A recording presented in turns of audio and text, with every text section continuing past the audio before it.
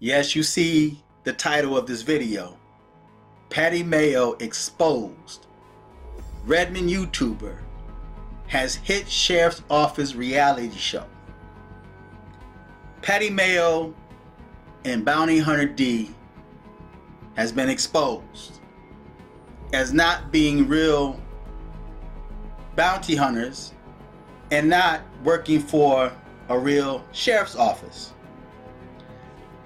But it's just sad that there's people on YouTube that just can't stand to see other people do well. This dude has like millions of subscribers. And I'm sure that he and Bounty Hunter D is making really good money to be able to create and stage, and not only that, pay for people, pay for actors to make these shows a reality. They're doing pretty good. They're making pretty good money doing this. And you can see with millions of subscribers and they're selling their products, they're doing quite well. But why would anyone hate on people like this? They're not bothering nobody. They're minding their own business. But check out this news article.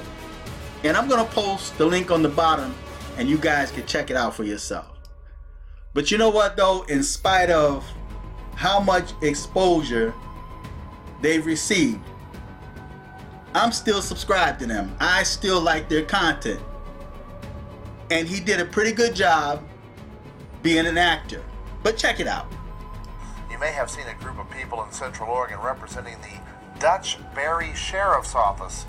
It's not law enforcement. Max Goldwasser is here to explain what's going on there. Max? Lee, the Dutch Berry Sheriff's Office, or DBSO, is completely made up. It's all for a Central Oregon man's law enforcement show on YouTube. Control 10X, Sam code 20. The YouTube account is called Patty Mayo and it has 4.7 million subscribers. The show follows around the DBSO as they catch criminals. The people you see are all paid actors, but it's meant to look like reality television. There's no disclaimer that says it's fictional, and there are no film credits. Under each video, the description does say it's not intended for training, education, or other purposes, but with the sheriff's vest and badge, won't people think they're real law enforcement? Someone will say, oh, hey, thanks for your service. And we say, oh, no, we're here for production. We're not sheriff's officer. The intent is to create a production. It's not to commit a crime. And so that's why before we even purchased the cars for the show or any equipment, we sat down with the police department and said, this is what we'd like to do. What do you think? To try and avoid any confusion, people on the production team wear these bright yellow vests that say film crew. And if anyone happens to be walking by during a shoot, there is a dedicated member of the crew to go tell that person exactly what's going on.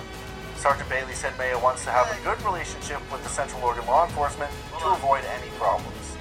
He's been very good about calling in to dispatch and communicating with law enforcement on the date and time that he is going to be making a video and letting us know where and when he is doing these videos so that we don't have a situation where we have a real cop showing up at a fake law enforcement scenario, just so there's no misunderstandings, because we don't want anyone to get hurt. The Deschutes County Sheriff's Office did say someone in Redmond has expressed their concerns about Mayo's tapings, but Sergeant Bailey said Mayo has never represented himself as a real law enforcement officer and therefore is not breaking any laws. In the control room, Max Goldwasser, News Channel 21. Now, it's just interesting that you got people that's going to call in on them, man. But you know what? I give Patty Mayo respect because before he even did his production, he contacted local sheriff offices and let them know that he was there and why he's there, so that there's no confusion, there's no harassment with law enforcement. He did the right thing.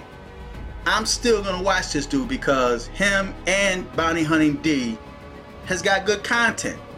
But it's just sad that there's people out there that hate like this. You know, I know it happened among, you know, the so-called black YouTubers, but it also happened among white YouTubers, because I'm sure it's another white YouTuber, because there's other videos on there where other white YouTubers are making videos about this, talking about how he's exposed. But I'm going to put the link on the bottom. This is the article It just goes over what was already said in the news. I'm going to put the article in the bottom. You guys feedback and you tell me what you think, right? So until next time,